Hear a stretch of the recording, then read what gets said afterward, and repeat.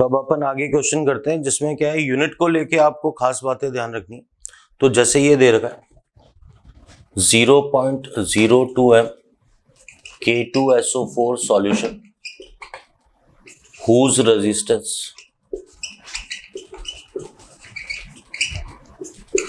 is 400 ohm and the distance between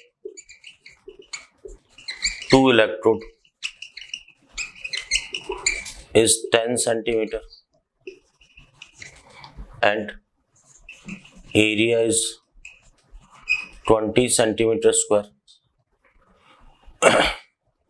Then calculate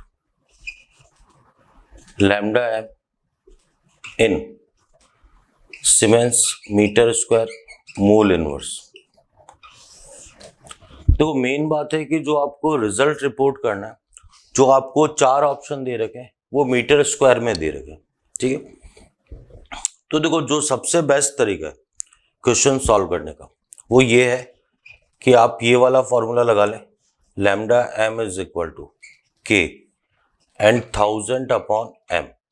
यहाँ पर जो के आएगा वो सीमेंस और मीटर इनवर्स में आ जाएगा, ये आपके पास मोलरिटी में ही रहेगा। तो आपको ये ध्यान रखना है कि ये सीमेंस मीटर इनवर्स में लेना। अब मुझे पता है कि जो के होता है K is equal to 1 upon R into L by A 1 upon 400। L की वैल्यू ये आपके पास आ गया, जो लेंथ है वो 10 सेंटीमीटर है तो ये 10 आ गया और ये आपके पास 20। तो आप देखें ये सेंटीमीटर है और ये क्या है सेंटीमीटर स्क्वायर। तो 1 अपॉन ये आपके पास आ गया 800 और ये आपके पास जो रिजल्ट आ रहा है भाई ये तो सीमेंस में आ गया और ये यहाँ पर आपके पास सेंटीमीटर इनवर्स या 1 अपॉन सेंटीमीटर। इसको मीटर में चेंज करेंगे तो 1 अपॉन 800 और सीमेंस 1 सेंटीमीटर की जगह आप क्या लिख सकते हो 10 की पावर -2 मीटर। तो ये आपके पास मीटर आ गया, ऊपर गया ये तो ये 100 हो गया, 1/8 सीमेंस और मीटर इनवर्स। तो आपके पास पहली बात तो ये जो रिजल्ट आ गया 1/8 सीमेंस मीटर इनवर्स। तो जो मोलर कंडक्टिविटी आएगी वो के की वैल्यू ये 1/8 रख दिया, ये आपने 1000 रख दिया और मोलरिटी एज इट इज 0.02 रख दिया। तो इससे जो रिजल्ट आएगा वो siemens metre square and mole inverse में। तो आप देखें ये जो मैंने आपको मेथड बताया ये दी बेस्ट मेथड है। इससे क्या है किसी भी टाइप की आप गलती नहीं करेंगे और इसी से क्या है ये क्वेश्चन इजीली सॉल्व हो जाएगा, ठीक है भाई। मेन था इसके अंदर जो आपको रिजल्ट चाहिए वो सीमेंस मीटर स्क्वायर। तो अपन ने के को भी किसके अंदर ले लिया सीमेंस मीटर इनवर्स में। चाहे तो उसको अलग से पहले मीटर इनवर्स में निकाल लेते या यहीं पर मैंने 1/2 तो 2 तो यहाँ मल्टीप्लाई कर दिया 1 अपॉन सेंटीमीटर, 1 सेंटीमीटर में 10 की पावर -2 मीटर तो ये ऊपर जाके 100 हो गया, 1/8 सीमेंस मीटर इनवर्स आ गया, ठीक है। आगे देखें ये थोड़ी सी थ्योरी है। When two solution are mixed, तो देखो जो इसमें आपके पास ये रेजिस्टेंस आएगा रिजल्टेंट रेजिस्टेंस,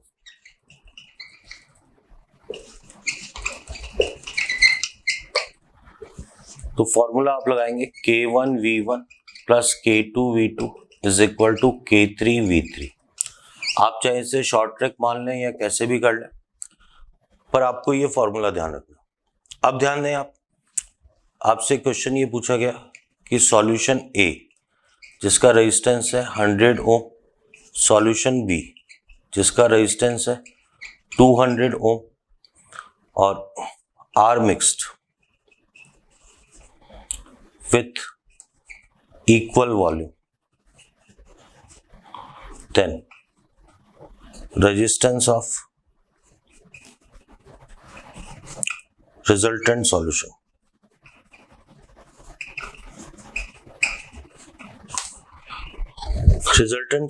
का रेजिस्टेंस बताना है आपको। देखो इसको कैसे सॉल्व करते हैं और क्या खास बात आएगी वो देखते हैं अपन, ठीक है।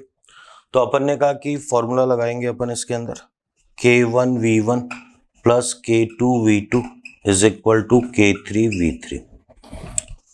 तो k की जगह अपन लिख सकते हैं 1/r1 L/a, ये v आ गया 1/r2 L/a plus equal to 1/r3 L/a, यहाँ पर ये v आ जाएगा, यहाँ पर ये v आ जाएगा और यहाँ पर ये 2v आ जाएगा। तो आप देखिए यहाँ पर 1/r3 L/a और ये 2v आ गया, ठीक है।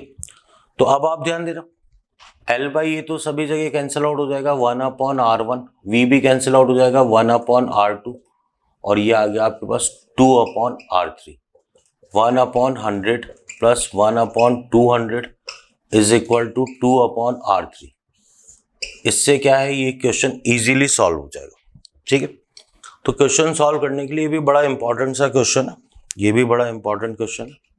तो कैसे सॉल्व किया जाना है ये आपको आ जाना चाहिए समझ में, कि जब दो सॉल्यूशन की मिक्सिंग की बात करेंगे तो जो फॉर्मूला लगेगा वो K1V1 plus K2V2 is equal to K3V3। अब ध्यान दें आप, नेक्स्ट क्वेश्चन पे आते हैं। आपको दे रखा है कंपाउंड, दे रखा है मोलर कंडक्टिविटी दे रखी है और आपसे इक्विवेलेंट कंडक्टिविटी पूछी है। मुझे पता है equivalent conductivity molar conductivity upon valence factor. तो बस इसको सॉल्व करना है। जैसे मान लो SO4 -2 है, ये 100 दे रखा है, तो वैलेंस फैक्टर 100/2 हो जाएगा। मान लो एल्यूमिनियम +3 दे रखा है, ये 200 दे रखा है, तो 200/3 हो जाएगा। और बात करें अपन, मान लो Al2SO4 होल थ्राइस लिखा हुआ है, ये 500 दे रखा है, तो 500/6। तो वैलेंस फैक्टर किसी भी कंपाउंड का या किसी इलेक्ट्रोलाइट का क्या होगा, टोटल कैटायनिक और एनायनिक चार्ज, और कोई आयन है तो केवल उसका चार्ज से आप डिवाइड कर देंगे। और एग्जांपल देखते हैं, मान लो AlPO4 है, ये 400 दे रखा है, तो ये 400 अपॉन कितना आ जाएगा आपके पास, 3 आ जाएगा, क्योंकि यहाँ पर टोटल चार्ज कितना है, +3। इस वाले में देखें एल्यूमिनियम का चार्ज कितना था, +3 × 2 से 6 हो गया, एज इट इज 3 आ गया, एज इट इज 2 आ गया। एल्यूमिनियम या PO4 का ले लें तो -3 + 3 तो कितना आ जाएगा, 3। इसका मतलब किसी भी इक्विवेलेंट कंडक्टिविटी को या मोलर कंडक्टिविटी को इक्विवेलेंट में, और इक्विवेलेंट को अपन किस में बदल सकते हैं, मोलर कंडक्टिविटी में। आगे बढ़ते हैं। इसके बाद अपन बात करेंगे इफेक्ट ऑफ टेम्परेचर। टेम्परेचर के इफेक्ट की बात करेंगे, temperature and concentration on molar conductivity. तो अपन लिखते हैं effect of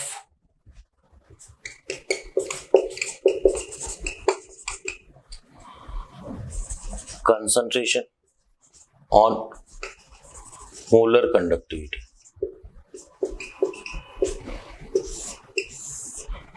It is given by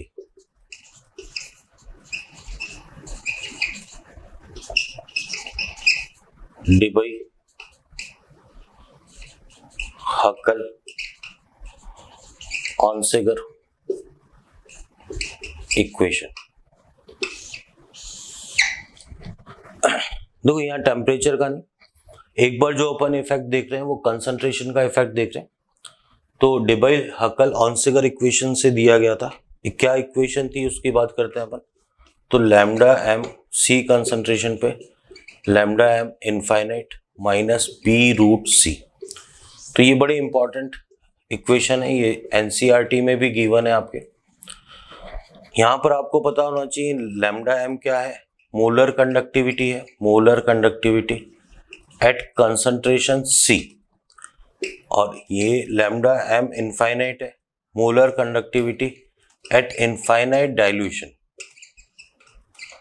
या कंसंट्रेशन इक्वल टू 0। देखो इनफाइनाइट डाइल्यूशन का इतना सा मीनिंग है कि आप तब तक वाटर मिलाते गए उसमें जब तक कि उसका 100% आयोनाइजेशन नहीं हो गया, या 100% की जगह ये भी बोल लो मैक्सिमम आयोनाइजेशन हो गया, उसके बाद आयोनाइजेशन कांस्टेंट हो गया।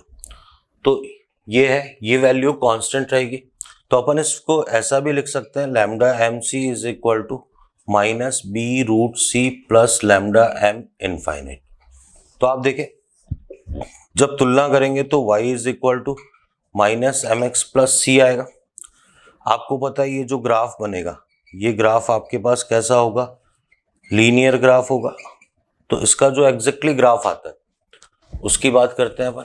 तो अगर आप ग्राफ खींचते हैं, ये lambda M c and root c के बीच में ग्राफ खींचते हैं, तो आप देखें ये ग्राफ कुछ ऐसा आता है। तो लेकिन ये क्लियर है कि ये जो स्ट्रेट लाइन ग्राफ आता है ये किसके लिए आता है? स्ट्रॉन्ग इलेक्ट्रोलाइट के लिए आता है। जैसे मान लो NaCl के लिए। इसी तरीके से क्या है, ये ग्राफ आता है HCl, ये भी स्ट्रॉन्ग इलेक्ट्रोलाइट है, उसके लिए कुछ ऐसा ग्राफ आता है। अगर वीक की बात करें तो जो वीक के लिए आपके पास ग्राफ आता है वो कुछ ऐसा आता है ग्राफ। तो जैसे CH3COOH है, तो ये वीक इलेक्ट्रोलाइट है, तो इसके लिए ग्राफ ऐसा आता है। ठीक है, आपको पता भी होना चाहिए। पहले तो ये क्लियर कर दें, इसका मतलब ये जो इक्वेशन नंबर अपन 1 नाम दे रहे हैं, एप्लीकेबल फॉर स्ट्रॉन्ग इलेक्ट्रोलाइट। ठीक है, तो ये किसके लिए एप्लीकेबल है? स्ट्रॉन्ग इलेक्ट्रोलाइट के लिए। या इसको यूं ढंग से समझे, अब इधर जाने पर क्या हो रहा है, कंसंट्रेशन क्या हो रही है, बढ़ रही है। तो इधर जाने पे जो वॉल्यूम है वो डिक्रीज होगा और इधर जाने पे वॉल्यूम क्या होगा, इंक्रीज होगा। तो जैसे जैसे आप वॉल्यूम बढ़ाएंगे, मतलब क्या होगा, जो डाइल्यूशन बढ़ाएंगे तो उससे क्या होगा, डिग्री ऑफ आयोनाइजेशन बढ़ेगा और क्या होगा, कंडक्टिविटी क्या होगी, बढ़ेगी। ठीक है, अब ये कहता है कि लेकिन इसमें एक खास बात आप ध्यान रखेंगे कि जो ये ग्राफ होता है, ये मतलब जो स्ट्रेट लाइन वाला नेचर आता है वो केवल किसके लिए आता है, स्ट्रॉन्ग इलेक्ट्रोलाइट के लिए। तो अपन एक बात बिल्कुल क्लियर कर लेते हैं कि जब ये इक्वेशन लैम्डा एम सी और रूट सी के बीच में ग्राफ आता है, ठीक है, तो जो स्ट्रेट लाइन ग्राफ आएगा वो तो स्ट्रॉन्ग इलेक्ट्रोलाइट के लिए आएगा और जो ग्राफ आपके पास नीचे की तरफ आएगा वो वीक इलेक्ट्रोलाइट के लिए आएगा। ठीक है, अब अपन बात करते हैं इफेक्ट ऑफ, ध्यान देना, इफेक्ट ऑफ डाइल्यूशन। डाइल्यूशन के इफेक्ट की बात करें, ठीक है, तो देखो क्या होगा, पहले स्ट्रॉन्ग इलेक्ट्रोलाइट की बात करते हैं। स्ट्रॉन्ग इलेक्ट्रोलाइट में अल्फा क्या होता है, अप्रोक्सीमेटली पहले ही 100% होता है। By increasing the volume, by increasing the volume alpha increases. पर स्ट्रॉन्ग में क्या होगा, ये नेग्लिजिबल इफेक्ट होगा।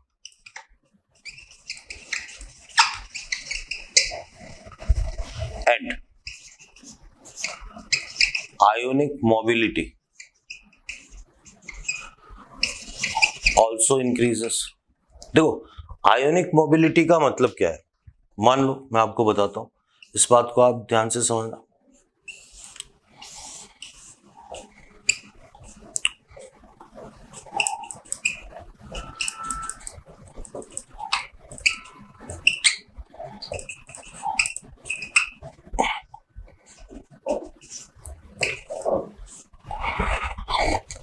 देखो NaCl का थोड़ा सा एक्वस सॉल्यूशन था, भाई मान लो वो 100% या 99% आयोनाइजेशन था, आपने वाटर मिलाया तो आयोनाइजेशन तो बिल्कुल थोड़ा सा बढ़ा। लेकिन क्या होता है, सोडियम प्लस की ये कैथोड की तरफ जो जाने की स्पीड थी, जो स्पीड थी, इस स्पीड को अपन क्या बोल रहे हैं, आयोनिक मोबिलिटी। तो ये स्पीड क्या होगी, आप यूं समझे कि एक तो क्या है, भरी हुई सड़क है, एक खाली सड़क है। भाई आप जैसे जैसे पानी मिलाते जा रहे हैं, खाली सड़क है, तो खाली सड़क पे आपकी बाइक की स्पीड क्या हो जाएगी, तेज हो जाएगी। तो यहां पर जो इसको दूसरे आयंस थे जो कि इसका क्या अपोज कर रहे थे, जो उस भीड़ भाड़ में शामिल थे, उनके नंबर्स क्या हो गए, कम हो गए। तो मेनली क्या होगा, स्ट्रॉन्ग इलेक्ट्रोलाइट में, मेनली स्ट्रॉन्ग इलेक्ट्रोलाइट में जो मोलर कंडक्टिविटी बढ़ेगी, उसके पीछे रीजन क्या होगा, due to increase in ionic mobility. तो आयोनिक मोबिलिटी बढ़ने के कारण आप ध्यान देना, मेन रीजन क्या है कि आयोनिक मोबिलिटी बढ़ जाती है, इसलिए क्या होता है कि इसमें क्या होता है, जो मोलर कंडक्टिविटी है वो बढ़ जाती है। लेकिन यही बात अगर अपन वीक इलेक्ट्रोलाइट के लिए करें, फॉर वीक इलेक्ट्रोलाइट,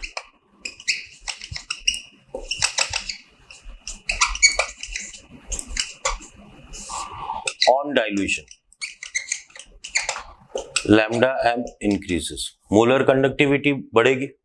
इसमें दो रीजन होंगे, इसमें दो रीजन वन होगा, क्यों? क्योंकि अल्फा भी क्या होगा? सिग्निफिकेंटली, आपको पता है ना, जो वीक होते हैं उनका अल्फा किसी का 1%, किसी का 0.1%, किसी का 5%। तो अगर आप डाइल्यूट कर दोगे तो नंबर ऑफ आयंस बढ़ेंगे। तो एक रीजन तो ये होगा। दूसरा, साइमल्टेनियसली आयोनिक मोबिलिटी, तो आयोनिक मोबिलिटी भी इंक्रीज होगी। तो ये जो है, ये जो बात है, ये बड़ी इंपॉर्टेंट है और थ्योरेटिकल स्टेटमेंट की फॉर्म में क्वेश्चन में पूछे जाते हैं। आप बिल्कुल ढंग से समझ लेना। स्ट्रॉन्ग इलेक्ट्रोलाइट में अगर वाटर मिला रहे हैं, डाइल्यूट मिला रहे हैं, तो उसमें भी कंडक्टिविटी बढ़ती है। तो कंडक्टिविटी बढ़ने का मेन रीजन क्या है? क्या डिग्री ऑफ आयोनाइजेशन है, आयोनाइजेशन का बढ़ना? नहीं, बिल्कुल ये रीजन मेन रीजन है आयोनिक मोबिलिटी का बढ़ना। लेकिन वीक की बात करेंगे तो वीक में ये दोनों रीजन काउंट होंगे कि एक तो डिग्री ऑफ आयोनाइजेशन भी बढ़ेगा और आयोनिक मोबिलिटी भी बढ़ेगी। तो ये आपको बिल्कुल क्लियर होना चाहिए।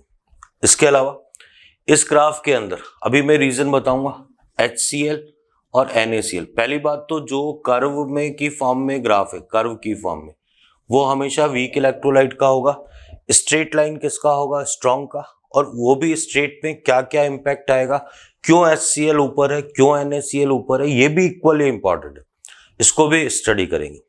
एक बार और मैं इसको सम अप करता हूं। देखो, अपन कंसंट्रेशन के इफेक्ट की बात कर रहे हैं मोलर कंडक्टिविटी पे। तो क्या होगा, जो फाइनली फॉर्मूला दिया वो डेबाई, हकल और ऑनसेगर इक्वेशन होती है। ये इक्वेशन है, आपको एज इट इज याद करनी है, कोई डेरिवेशन नहीं है, आपको सीधे सीधे ध्यान रखना है।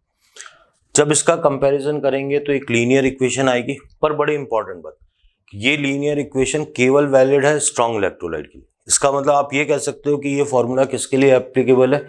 स्ट्रॉन्ग इलेक्ट्रोलाइट के लिए। फिर बात करें, ये फिर बड़ी इंपॉर्टेंट, मैं बार बार इसलिए रिपीट कर रहा हूं, बड़ा इंपॉर्टेंट, कि अगर डाइल्यूट करने पे, वाटर मिलाने पे मोलर कंडक्टिविटी स्ट्रॉन्ग की बढ़ रही है तो उसमें एक ही रीजन एप्लीकेबल है, वो है आयोनिक मोबिलिटी का बढ़ना। जबकि वीक में दो रीजन है, एक तो डिग्री ऑफ आयोनाइजेशन का बढ़ना और एक आयोनिक मोबिलिटी का बढ़ना।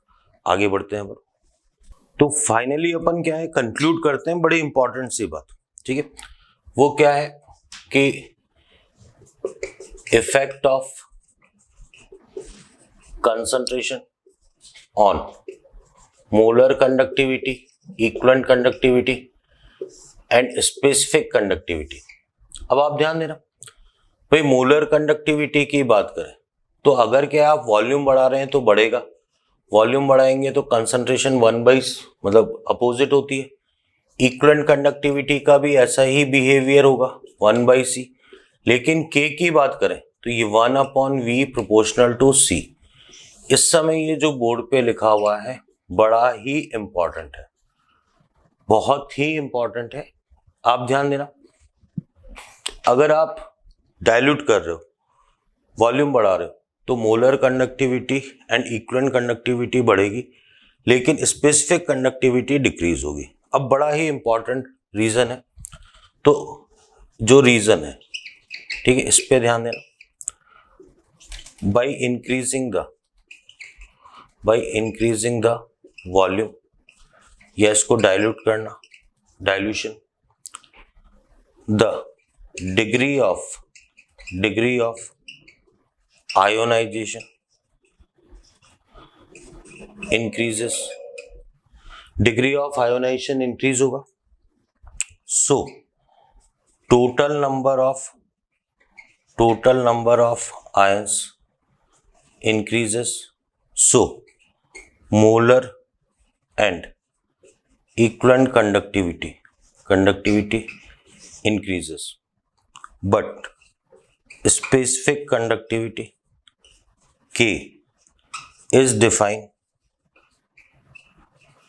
for per volume, per liter, per centimeter cube, and total number of ions per centimeter cube decreases, so K also decreases. देखो यहां जो रीजन लिखा हुआ है ये रीजन बड़ा ही इंपॉर्टेंट है, एनसीईआरटी में भी इसका प्रॉपर डिस्कशन है। भाई अपन ये कह रहे हैं कि मोलर और इक्विवेलेंट कंडक्टिविटी तो बढ़ रही है लेकिन स्पेसिफिक कंडक्टिविटी डिक्रीज हो रही है। आपको बताना है एग्जैक्टली इसका रीजन क्या है। मैं आपको बिल्कुल प्रॉपर वे में समझाता हूँ।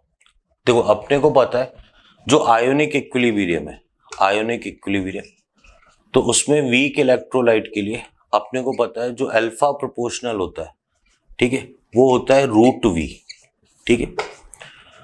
अब आप ध्यान देना, जैसे मान लो आप ध्यान से समझना, मैंने 10 लीटर कोई सॉल्यूशन लिया जिसमें मेरे पास 100 आयंस थे, 100 आयंस थे, ठीक है। उसके बाद मैंने इसका वॉल्यूम जस्ट डबल कर दिया, 20 लीटर कर दिया, ठीक है। जस्ट डबल करूंगा तो 1.41, जो नए आयंस आ गए वो 144, इतने आयंस आ गए। टोटल आयंस क्या हो गए, इंक्रीज हो गए। भाई टोटल आयंस इंक्रीज हो गए तो molar conductivity and equivalent conductivity क्या हो गई आपकी, इंक्रीज हो गई। लेकिन टोटल आयंस पर लीटर, 1 लीटर में टोटल आयंस पहले कितने थे, 10 थे, अब कितने हो गए, ये लगभग आपके पास 1 लीटर में टोटल आयंस 7 आ गए। तो टोटल आयंस पर लीटर ये क्या हो रहा है, डिक्रीज हो रहा है, इसलिए के भी क्या हो जाएगा, स्पेसिफिक कंडक्टिविटी भी डिक्रीज हो जाएगी। आसान शब्दों में बोलूं तो जब 10 से 20 लीटर गया तो आयंस 100 से बढ़कर 140 हो गए थे। टोटल आयंस बढ़ गए जिन पे क्या है, मोलर और इक्विवेलेंट कंडक्टिविटी डिपेंड करती है। लेकिन टोटल आयंस पर लीटर जिसपे स्पेसिफिक कंडक्टिविटी डील करती है, डिपेंड करती है, टोटल आयंस पर लीटर कितने रह गए, 7, ठीक है। तो इस कारण से क्या होगा, स्पेसिफिक कंडक्टिविटी क्या हो जाएगी, डिक्रीज हो जाएगी। अब इसी बात पे क्वेश्चंस कैसे पूछे जाते हैं, बहुत अच्छे क्वेश्चंस हैं, आप ध्यान देना क्वेश्चंस कैसे पूछे जाते हैं। सबसे पहले अपन क्वेश्चन नंबर 1 की बात करें तो आपसे ये क्वेश्चन पूछा जा रहा है, lambda m is maximum for, A दे रखा है 1m CH3CHH, बी दे रखा है 0.1m CH3CHH, सी दे रखा है 0.01m CH3CHH एंड डी दे रखा है इक्वल फॉर ऑल। मुझे पता है बहुत आसान सा, जो लैम्डा m है वो प्रोपोर्शनल टू 1/c है। मैक्सिमम के लिए कंसंट्रेशन मिनिमम होनी चाहिए, तो ऑप्शन कौन सा करेक्ट हो जाएगा, सी। और देखें आपसे पूछा हुआ है स्पेसिफिक कंडक्टिविटी के इज मैक्सिमम फॉर, आपको दे रखा है 0.1m H2C2O4, बी दे रखा है 1m H2C2O4, सी दे रखा है 1.5m H2C2O4, डी दे रखा है ऑल इक्वल। देखिए आपको पहले से पता होना चाहिए, बहुत आसान सा सॉल्यूशन कि K proportional to 1/V proportional to C, तो कंसंट्रेशन मैक्सिमम होनी चाहिए, तो ऑप्शन कौन सा करेक्ट हो जाएगा, सी। तो मोलर कंडक्टिविटी मैक्सिमम होने के लिए तो कंसंट्रेशन मिनिमम होनी चाहिए, जबकि स्पेसिफिक कंडक्टिविटी मैक्सिमम होने के लिए कंसंट्रेशन भी क्या होनी चाहिए, मैक्सिमम। और देखिए आपको ये पूछा है, give graph between lambda m and 1/n for, पहला दे रखा है NaCl,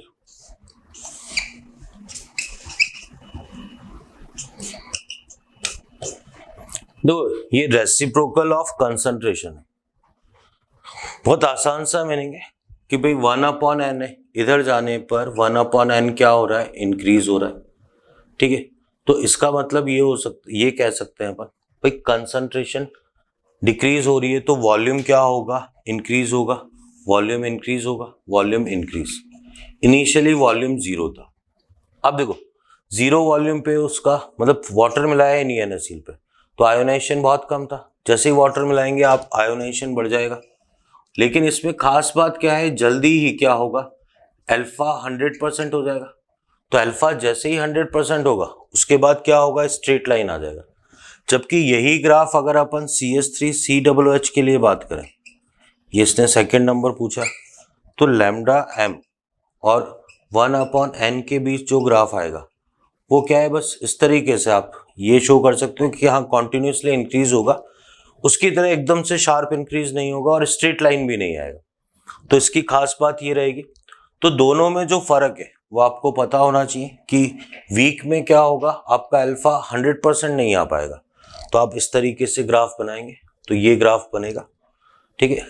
मेन इसके अंदर ये था कि मोलर कंडक्टिविटी वॉल्यूम बढ़ाने पे बढ़ेगी, इक्विवेलेंट भी बढ़ेगी, लेकिन स्पेसिफिक कंडक्टिविटी क्या होगी, डिक्रीज होगी। ये आपको बिल्कुल ढंग से पता चलना चाहिए। आगे बढ़ते हैं अब इससे रिलेटेड और भी क्वेश्चंस करेंगे।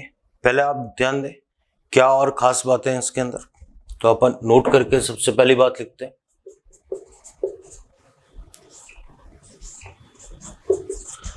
In all ions,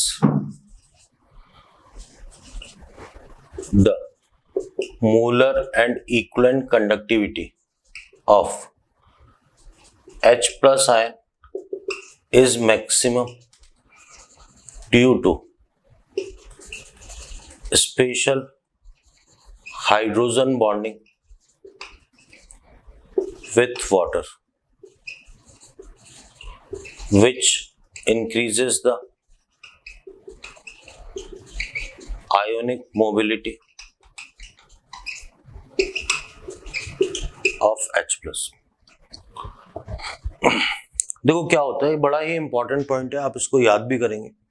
आप जितने भी आयंस जानते हैं उसमें जो मोलर या इक्विवेलेंट कंडक्टिविटी है वो किसके सबसे ज्यादा है, वो सबसे ज्यादा है H प्लस की। रीजन क्या होता है आप ध्यान देना, ठीक है। ये जैसे वाटर के मॉलिक्यूल्स हैं, ठीक है, तो वाटर के मॉलिक्यूल में भाई अपन ये कह रहे हैं यहाँ दो इलेक्ट्रोड लगे हुए हैं, ये प्लस और माइनस। तो जो H प्लस है वो क्या करेगा, इससे हाइड्रोजन बॉन्ड बनाता है, इससे बनाता है, तो अचानक उसकी जो वेलोसिटी है, जो स्पीड है, वो क्या हो जाती है, बढ़ जाती है। तो स्पेशल हाइड्रोजन बॉन्डिंग के कारण वो क्या है, कैथोड की तरफ जो उसका मूवमेंट होता है वो बहुत स्पीडली होता है। इसीलिए क्या होता है, अपन ये कहते हैं जितने भी नॉन आयंस है उसमें सबसे ज्यादा आयोनिक मोबिलिटी किसकी होगी, H प्लस की। और उसके पीछे अगर रीजन पूछा जाए तो स्पेशल हाइड्रोजन बॉन्ड है वाटर के साथ। अब ध्यान देना आप, इसीलिए अगर आपसे मोलर कंडक्टिविटी HCl और NaCl का कंपैरिजन करने को कहा जाए तो नो डाउट मोलर कंडक्टिविटी किसकी ज्यादा आएगी, H प्लस की। क्यों, क्योंकि जो लैम्डा m H प्लस है भाई Cl तो कॉमन ही है, लैम्डा m Cl ये सोडियम प्लस से क्या होगा, सोडियम प्लस से ज्यादा होगा। तो इस कारण से क्या होगा कि अपन ने जो इससे पहले ग्राफ देखा था molar conductivity and concentration C के बीच में, तो अपन ये कह रहे थे कि भाई जैसे मान लो ये ग्राफ है, A है ये B है, तो अपने को पता होना चाहिए ये NaCl का होगा और ये किसका होगा, HCl का। ऊपर की तरफ जो ग्राफ आएगा वो किसका आएगा, HCl का। फिर आप दूसरा पॉइंट देखें, भाई आपसे मोलर कंडक्टिविटी ये कहा गया lithium chloride, NaCl and KCl, इनका कंपैरिजन करने। भाई मैंने कहा क्लोरीन तो सभी में क्या है, कॉमन है। अगर मैं रेडियस की बात करूं तो lithium plus, sodium plus and potassium plus, radius का ये ऑर्डर होता है।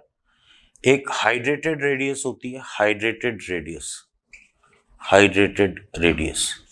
तो अपने को पता है कि जो R रेडियस होगी H2O होल एन, ये M और प्लस, इसको हाइड्रेटेड रेडियस बोलेंगे, हाइड्रेटेड रेडियस। तो इसकी जो रेडियस होगी, मुझे पता है कि जो छोटा साइज होता है उसकी रेडियस क्या होती है, ज्यादा होती है, ठीक है। इसका मतलब क्या हो गया, ये हैवी हो गया, इससे ज्यादा वाटर मॉलिक्यूल अटैच्ड होंगे, तो पर्टिकुलर कैथोड की तरफ, पर्टिकुलर इलेक्ट्रोड की तरफ जाने की इसकी वेलोसिटी क्या हो जाएगी, कम हो जाएगी। इसलिए जो आयोनिक मोबिलिटी होगी उसका ऑर्डर क्या हो जाएगा, लिथियम प्लस से ज्यादा किसका हो जाएगा, सोडियम प्लस, पोटेशियम प्लस। अगर मोलर कंडक्टिविटी और इक्विवेलेंट कंडक्टिविटी की बात करें तो वो भी लिथियम प्लस सोडियम प्लस और क्या आ जाएगा, पोटेशियम प्लस। इसीलिए अगर अपन कंपेयर करेंगे, आप ध्यान दें, कंपेयर करेंगे तो मोलर या इक्विवेलेंट कंडक्टिविटी, तो लिथियम क्लोराइड की तुलना में NaCl की ज़्यादा होगी और उसकी तुलना में किसकी ज़्यादा होगी, KCl की। तो देखो ये आप चाहे S ब्लॉक में पढ़े, S ब्लॉक, चाहे यहाँ पढ़ लें, ठीक है, लेकिन है कुल मिला के बड़ा इंपॉर्टेंट पॉइंट। तो आयोनिक मोबिलिटी का ऑर्डर पूछ ले या मोलर कंडक्टिविटी का ऑर्डर पूछ ले, तो ये बड़ा ही कई कॉम्पिटिटिव एग्जाम्स में आ चुका है, जो कई बार अपन एस ब्लॉक में भी डाल देते हैं, पर ऐसा कुछ नहीं है, आप कहीं भी इसको स्टडी कर लें, एक ही बात है, ठीक है। तो इस तरीके से होता है ये, ठीक है। अब आप ध्यान दें, इसके बाद क्या है, अपन इसी के अंदर, ठीक है, बात करेंगे अपन जो रूल है कोलराज लॉ, ठीक है, इसी से रिलेटेड, ठीक है।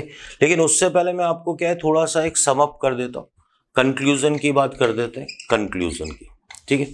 तो देखो ये वापस मैं लिख रहा हूँ, बड़ा इंपॉर्टेंट कंक्लूजन है, lambda M proportional to V 1/c, lambda equivalent proportional to V 1/c, K proportional to 1/v proportional to c, और जो लैम्डा मोलर कंडक्टिविटी या lambda equivalent conductivity H plus की होगी, वो आपके पास क्या होगी, मैक्सिमम होगी। तो ये कुछ बातें आपको बिल्कुल ढंग से पता होनी चाहिए और बड़ी ही इंपॉर्टेंट है। तो अभी बहुत छोटे छोटे पॉइंट्स कि H प्लस की मोलर कंडक्टिविटी सबसे ज़्यादा होगी, इसीलिए HCl का ग्राफ ऊपर होगा, NaCl का ग्राफ नीचे होगा। इसी तरीके से लिथियम प्लस, सोडियम प्लस और पोटेशियम प्लस, इनकी आयोनिक मोबिलिटी का क्या ऑर्डर होगा, ये भी आपको ढंग से पता होना चाहिए। आगे देखते हैं मेरे को। इसके बाद एक और बड़ा इंपॉर्टेंट टॉपिक इसी से रिलेटेड है, कोलराज लॉ की बात करते हैं। तो क्या है लॉ, अपन बात करते हैं।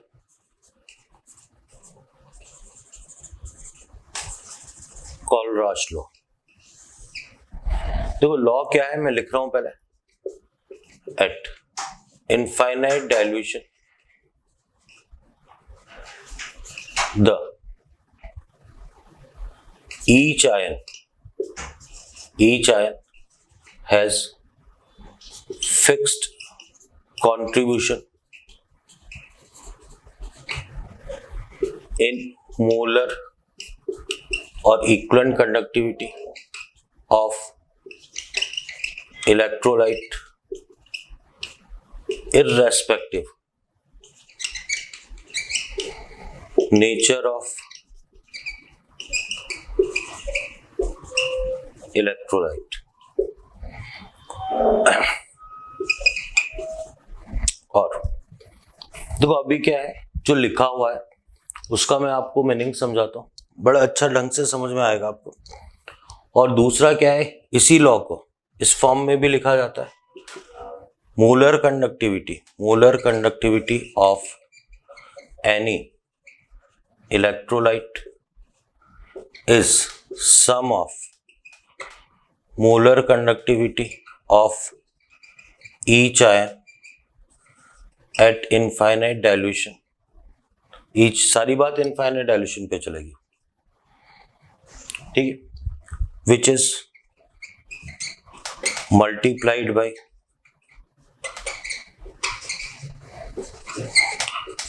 number of ions। तो जैसे एल्यूमिनियम सल्फेट की मोलर कंडक्टिविटी निकालनी, तो मोलर कंडक्टिविटी एल्यूमिनियम +3 की plus molar conductivity sulphate ion की, पर इसमें मल्टीप्लाई होगा 2 से और 3 से। तो ये फॉर्मूला आपको आना चाहिए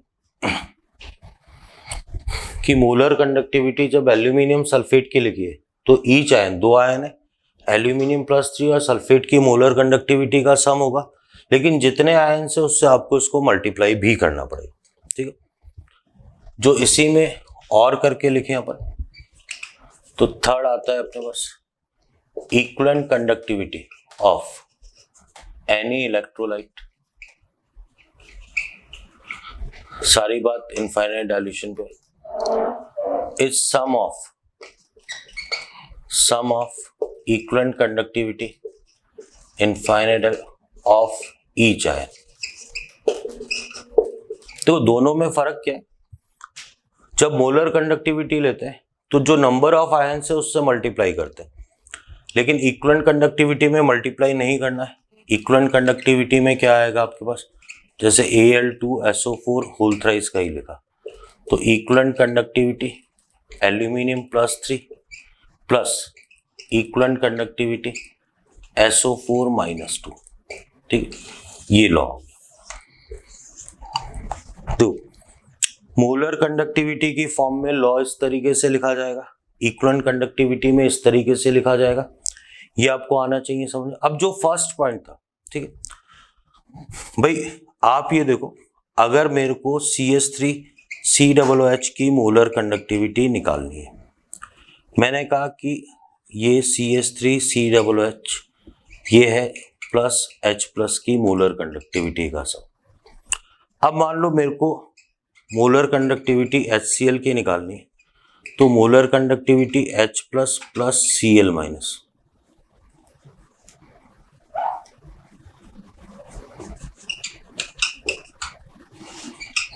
मैंने एक्सपेरिमेंटली जो H+ की वैल्यू, मान लो एक्सपेरिमेंटली H+ की वैल्यू निकाली, तो ऐसा है जो H+ की मोलर कंडक्टिविटी HCl में थी, वही मोलर कंडक्टिविटी H+ की कहाँ रहेगी, CH3COOH में रहेगी। इससे फर्क नहीं पड़ेगा कि ये वीक इलेक्ट्रोलाइट है, ये स्ट्रॉन्ग इलेक्ट्रोलाइट है। आप समझना मेरी बात, यही पहली वाली लाइन का यही मीनिंग है। इनफाइनाइट डाइल्यूशन पे सारी बात करेंगे। फिर क्या है, ईच आयन जैसे H+ लिया तो इसका जो कंट्रीब्यूशन होगा मोलर या इक्विवेलेंट कंडक्टिविटी में वो फिक्स्ड होगा, वो जो फिक्स्ड कंट्रीब्यूशन होगा इररेस्पेक्टिव वो कहाँ से लिया गया है, NaCl से आया है, HCl से आया है, Cl- कहाँ से आया, इससे कोई फर्क नहीं पड़ेगा। तो ये आपको समझ में आना चाहिए। देखो, इसका आप कहेंगे सर मतलब कुछ क्या फिजिबिलिटी है, ये कहना ही ये चाह रहा है कि अगर आप NaCl का एक्सपेरिमेंट कर पा रहे हैं और उससे सोडियम प्लस की मोलर कंडक्टिविटी निकाल पा रहे हैं, तो अब सोडियम के जो भी CH3COO है, Na है, Na2SO4 है, वहां सोडियम प्लस की आप मोलर कंडक्टिविटी की जो NaCl से निकाली है वो वैल्यू एज इट इज रख सकते हैं। इसी को कोलराश लॉ कह रहा है, ठीक है। बाकी अलग चीज है, ये दोनों बातें अपन न्यूमेरिकल में काम में लेंगे। मेनली जो स्टेटमेंट है वो आपके पास ये स्टेटमेंट है, बाकी ये दो भी बिल्कुल करेक्ट स्टेटमेंट। अब क्वेश्चंस कैसे पूछे जाते हैं इसके ऊपर ये देखते हैं अपन, क्वेश्चन कैसे पूछे जाते हैं। तो आप देखना, क्वेश्चन 1 आपको λm A+ दे रखा है, 200 यूनिट दे रखा है, लैम्डा इनफाइनाइट m आपको दे रखा है, ये मान लो A+2 है, B-3 दे रखा है 400, लैम्डा m इनफाइनाइट आपसे पूछा गया A3B2 कितना होगा। देखो बहुत आसान सा है, आपको पता होना चाहिए लैम्डा m इनफाइनाइट A3B2। अगर मोलर कंडक्टिविटी की बात कर रहा है तो मोलर कंडक्टिविटी में एक तो A+2 इसका कोफिशिएंट कितना आ जाएगा 3, और ये आपके पास 2 × B-3, तो 3 × A+2 की 200 है और 2 × B-3 की कितनी है 400, तो ये रिजल्ट आ जाएगा, ठीक है। और देखें आपको बेटर समझ में आएगा। क्वेश्चन 2 मोलर कंडक्टिविटी दे रखी है, A+3 की 300 दे रखी है, इक्विवेलेंट कंडक्टिविटी आपको दे रखी है, B-2 की 400 दे रखी है, और इक्विवेलेंट कंडक्टिविटी पूछी है आपसे A2B3 की। ध्यान देना, बिल्कुल आसान सा भाई। इक्विवेलेंट कंडक्टिविटी जब निकालनी है A2B3 की, तो मुझे पता है इक्विवेलेंट कंडक्टिविटी A+3 और इक्विवेलेंट कंडक्टिविटी B-2। तो खास बात है इक्विवेलेंट कंडक्टिविटी में कोई कोफिशिएंट या आगे कोई नंबर ऑफ आयन से मल्टीप्लाई नहीं करेंगे। तो ये इक्विवेलेंट कंडक्टिविटी तो आपको दे रखी है 400 एज इट इज ले लिया। A+3 की इक्विवेलेंट कंडक्टिविटी मुझे पता है कि equivalent conductivity is equal to molar conductivity upon valence factor. तो ये फॉर्मूला यूज में लूंगा, molar conductivity 300 upon valence factor 3, तो ये जो रिजल्ट आ जाएगा ये 500 आ जाएगा। बहुत ही इंपॉर्टेंट टाइप है ये क्वेश्चन के, बड़े ही इंपॉर्टेंट टाइप है बहुत इजी से, पर बड़े ही इंपॉर्टेंट है। बहुत सारे स्टूडेंट बुक्स में अलग अलग तरीके से पता नहीं कैसे सॉल्व कर रखा है, तो उलझते रहते हैं, जबकि सीरियसली बहुत आसान सी बात है। आपको मैं बहुत आसान तरीके से बताता हूँ भाई। जैसे मोलरिटी इक्वेशन होता है तो उसमें क्या है, कोफिशिएंट यूज में लेते हैं, तो मोलरिटी में क्या है, कोफिशिएंट्स लेने, जबकि इक्विवेलेंट कंडक्टिविटी में आपको कोफिशिएंट्स नहीं लेने। बस इतनी सी बात को ध्यान में रखते हुए आप पूरा न्यूमेरिकल इजीली और बिल्कुल करेक्टली सॉल्व कर सकते हैं। आगे बढ़ते हैं। इसके बाद अपन एप्लीकेशंस ऑफ कोलरॉश लॉ पढ़ते हैं। देखो इस पे जो क्वेश्चंस हैं, जो एप्लीकेशंस पे न्यूमेरिकल्स हैं, वो बड़े ही इंपॉर्टेंट है। आप देखना कैसे क्वेश्चंस पूछे जाते हैं। तो अपन हेडिंग लिखते हैं सबसे पहले, एप्लीकेशंस ऑफ कोलरॉश लॉ। देखो क्या एप्लीकेशंस है। पहला है calculation of lambda M and lambda equivalent for unknown compound.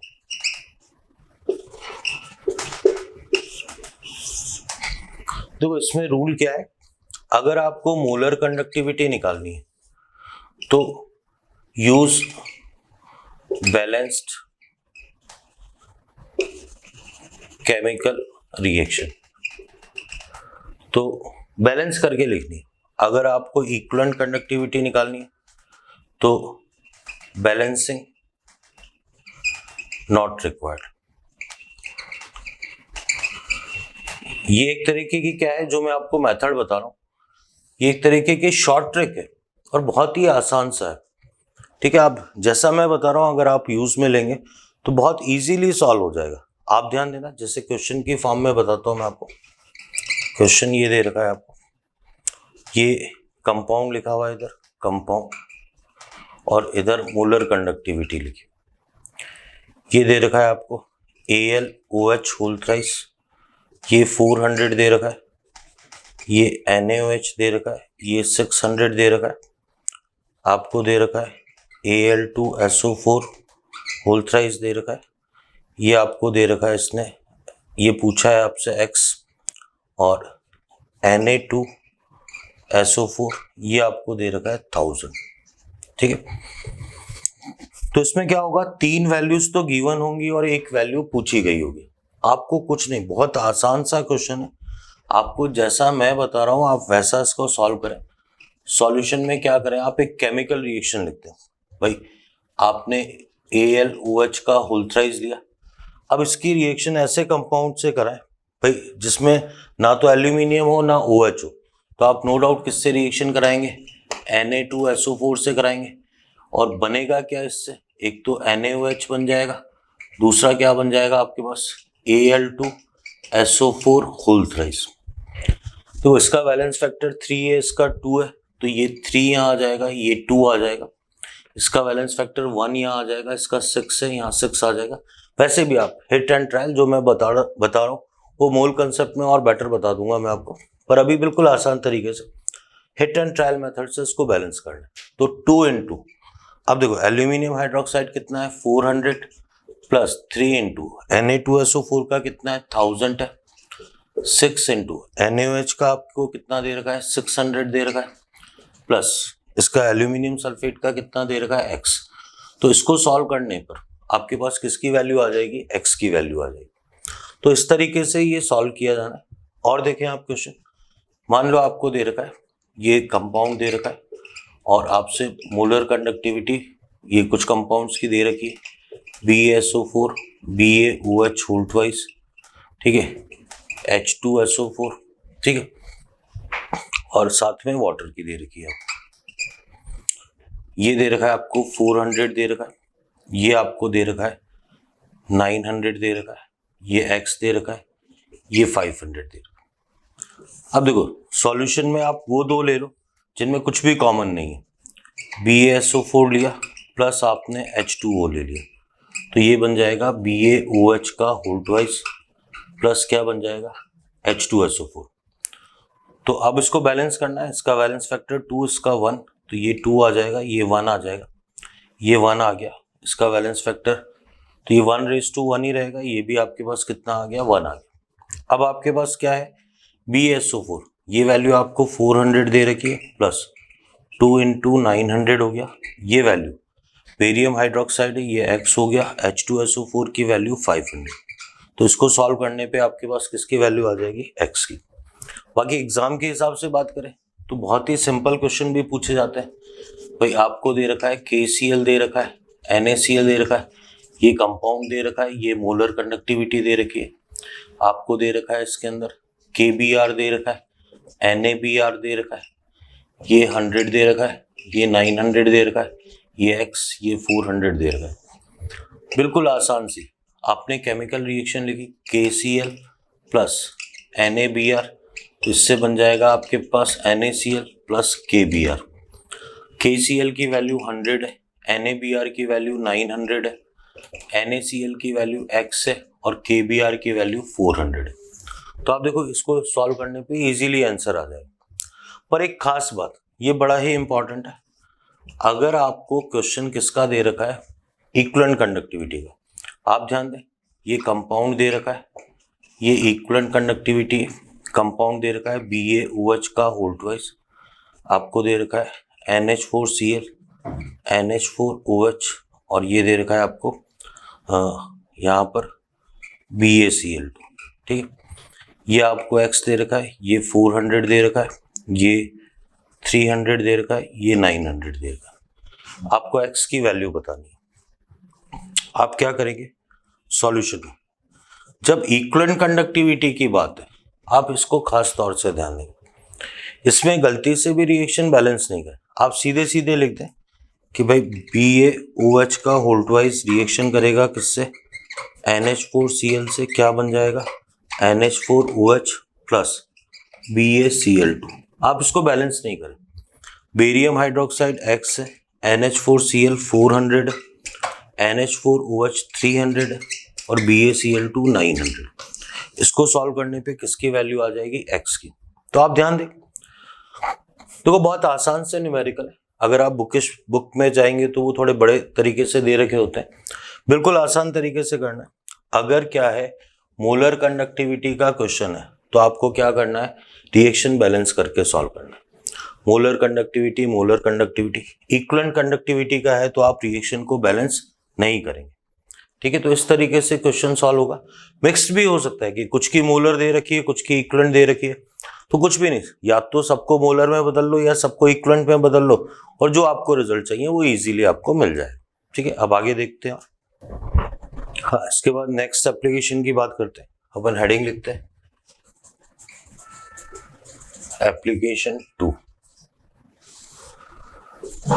Calculation of DOD, degree of dissociation for weak electrolyte. बहुत आसान सा है, आप ध्यान देना। भाई मुझे पता है कोई AB वीक इलेक्ट्रोलाइट है, इसने बनाया A plus plus B minus 1 0 0 1 minus alpha c and alpha c. ये एक स्टेप कम लिखे तो 1 माइनस अल्फा एंड अल्फा, ठीक है। अब ध्यान देना, भाई मैं ये कह सकता हूं कि जब ये तो किसी C कंसंट्रेशन पे आयोनाइजेशन था, जब अपन बात करें कि मैंने इसको C को 0 ले लिया या डाइल्यूशन इनफाइनाइट कर दिया, इस समय 100% आयोनाइजेशन हो जाता है, तो ये तो 1 माइनस 1, ये 1 और ये 1 आ जाएगा। तो अपन ये कह सकते हैं C कंसंट्रेशन पे मोलर कंडक्टिविटी क्या होती है, ये इनफाइनाइट पे मोलर कंडक्टिविटी ये होगी।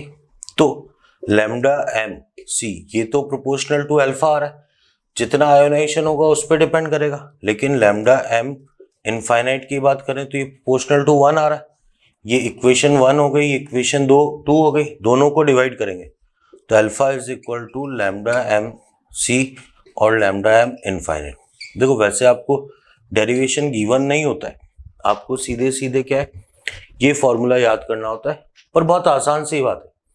भाई अल्फा ये तो 1 हो गया और ये किस पे, इस पे डिपेंड करेगा अल्फा पे। भाई मोलर कंडक्टिविटी किसी कंसंट्रेशन पे कितनी होगी, जितना उसका डिग्री ऑफ आयोनाइजेशन होगा उसके डायरेक्टली प्रोपोर्शनल होगी। और यही अल्फा क्या है, इनफाइनाइट पे कितना लेना पड़ेगा आपको, 100%, मतलब कितना लेना पड़ेगा 1, तो उसके अकॉर्डिंग आ जाएगा। अब देखते हैं अपन आगे इसका एप्लीकेशन 2 के बाद application 3, calculation of equilibrium constant Kc for weak electrolyte.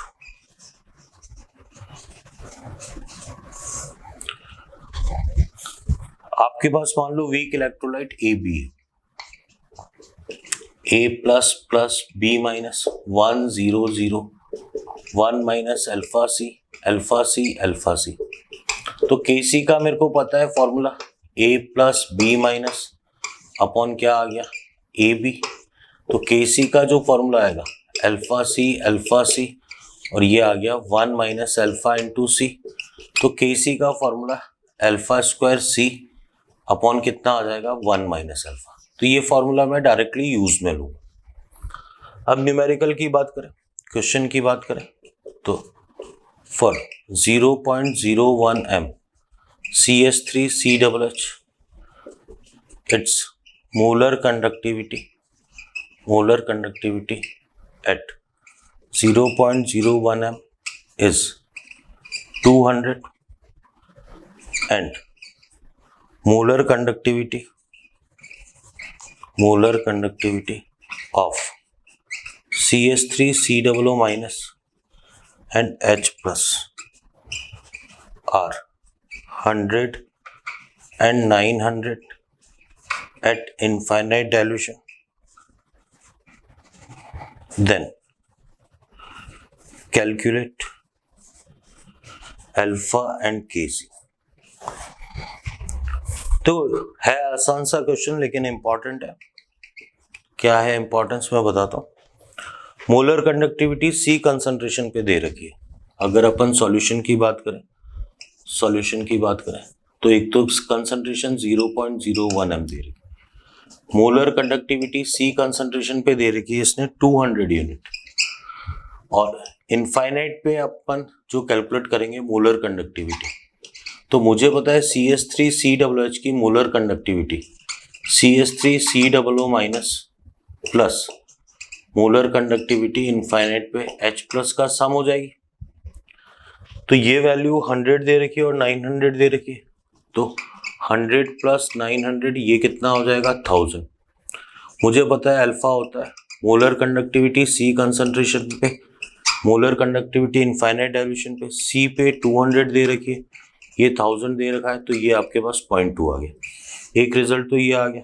Kc का भी फॉर्मूला देखा मैंने alpha square C 1 minus alpha, तो अल्फा तो आ गया मेरे पास 0.2 का स्क्वायर आ गया, ये 0.01 आ गया, ये 1 माइनस 0.2 मतलब 0.8 आ जाएगा। तो इस तरीके से इस क्वेश्चन को सॉल्व करेंगे। देखो है क्या, बस पता चलना चाहिए कि फॉर्मूले में वैल्यूज को कैसे रखा जाना। तो बाकी बहुत आसान सा क्वेश्चन है। C कंसंट्रेशन पे कंडक्टिविटी इतनी, इनफाइनाइट पे इन दोनों का सम हो जाएगा, वो निकाल ली, अल्फा की वैल्यू आ गई, Kc की वैल्यू आ गई। इसके बाद है नेक्स्ट जो अपन ने 3 एप्लीकेशन पढ़ी थी, इसी में चौथी है सॉल्युबिलिटी ऑफ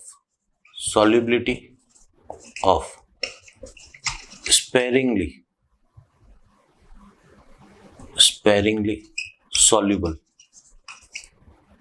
इलेक्ट्रोलाइट।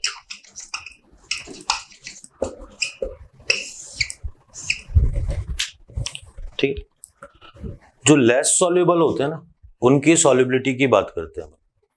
ठीक है, तो सॉल्युबिलिटी कुछ भी नहीं, बहुत आसान सा है। आप देखें, मुझे पता है lambda m is equal to K into 1000 upon m होता है। मॉलरिटी और सॉल्युबिलिटी की यूनिट सेम होती है। ठीक है, तो आप इसको ये भी लिख सकते हैं K इंटू 1000 अपॉन सॉल्युबिलिटी को यहाँ ले जाऊंगा तो K इंटू 1000 अपॉन क्या आ जाएगा मोलर कंडक्टिविटी। कुछ भी नहीं है, ये फॉर्मूला है आपका सेकंड नंबर। आपको क्या करना है, फॉर्मूले को मेमोराइज करना है। ठीक है, और कुछ भी नहीं। जहाँ मॉलरिटी है, मॉलरिटी की यूनिट भी क्या होती है मोल्स पर लीटर, सॉल्युबिलिटी की यूनिट भी क्या होती है मोल्स पर लीटर। तो इस तरीके से क्वेश्चन को सॉल्व करना। ठीक है, क्वेश्चन क्या है आप ध्यान दो। जैसे क्या है क्वेश्चन, ये कहा इसने फॉर AgCl के लिए इसने दे दिया मोलर कंडक्टिविटी, या मान लो BaSO4 का एग्जांपल ले लेते हैं, थोड़ा बेटर बना देते हैं क्वेश्चन को। इसने दे रखा है फॉर BaSO4 जो इसकी एक मोलर इक्विवेलेंट कंडक्टिविटी है ये 200 है, और इसने स्पेसिफिक कंडक्टिविटी दे रखी है, specific conductivity 4 × 10⁻⁵ siemens centimetre inverse. इसने सॉल्युबिलिटी एंड केएसपी आपसे पूछा। देखो क्या है, डेटा दे रखे हैं थोड़ा सा लैंग्वेज में, क्योंकि जगह कम थी इसलिए मैंने लैंग्वेज लिखी नहीं। For BaSO4 the equivalent conductivity is 200, unit भी देगा siemens centimetre square and equivalent inverse. Specific conductivity is this one, Siemens centimeter inverse. Then calculate the solubility and solubility product of BaSO4. तो मैंने कहा सबसे पहले solution में मैंने solubility निकाल ली, फॉर्मूला लगाया, ये K × 1000 अपॉन इसकी मोलर कंडक्टिविटी। तो K की वैल्यू तो 4 × 10⁻⁵ आ गई, ये 1000 अपॉन मोलर कंडक्टिविटी मेरे को पता है, मैं यहाँ जगह है यहाँ लिख देता हूँ मैं कि देखो मुझे पता है इक्विवेलेंट कंडक्टिविटी होती है molar conductivity upon valence factor. तो molar conductivity equivalent conductivity into valence factor, तो यहाँ वैलेंस फैक्टर 2 आएगा। तो ये जो 200 है इसकी जगह यहाँ कितना आ जाएगा 400, 2 0 कैंसिल आउट होंगे, 4 कैंसिल आउट हो जाएगा, तो ये कितना आ जाएगा 10⁻⁻⁴। ये जो रिजल्ट आएगा मोल्स पर लीटर में आ जाएगा।